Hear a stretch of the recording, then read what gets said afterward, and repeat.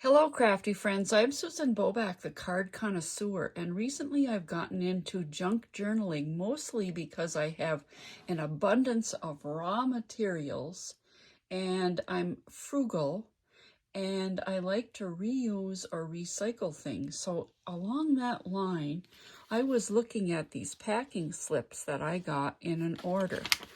And I realized that the parts that aren't used are still double-sided sticky paper or sticky paper backs. So that's what I'm going to ask you to do first, is to take a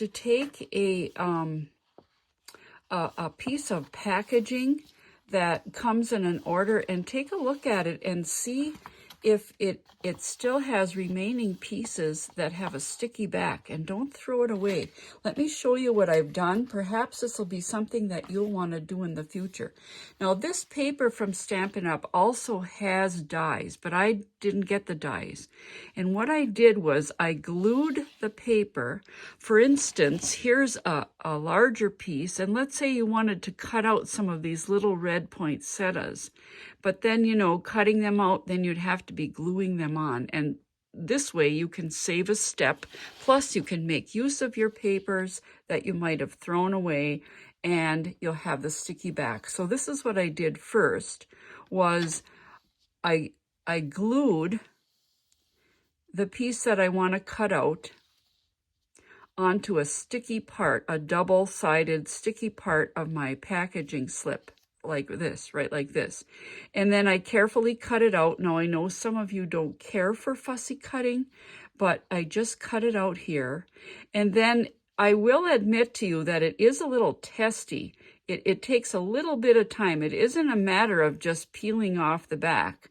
But you have three layers now. You have your printed layer, you have the back of this slip, and then you have this sticky layer here.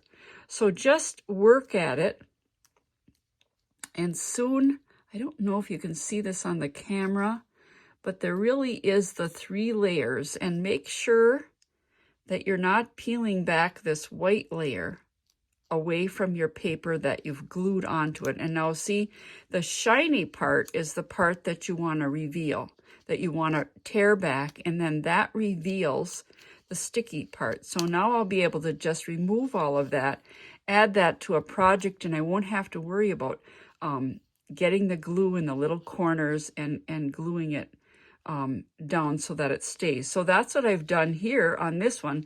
I've glued it on, it's dry.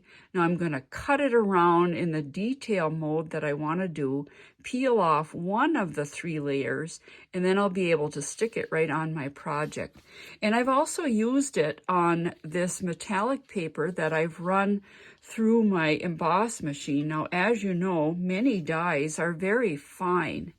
And so it's sometimes very hard to get the glue in places that don't end up, anyway, it's kind of hard to glue it down. So I really like using it on these really fine detailed dies. And that way, when I punch it out like this, I'll just be able to peel off one of the three layers. And then I will have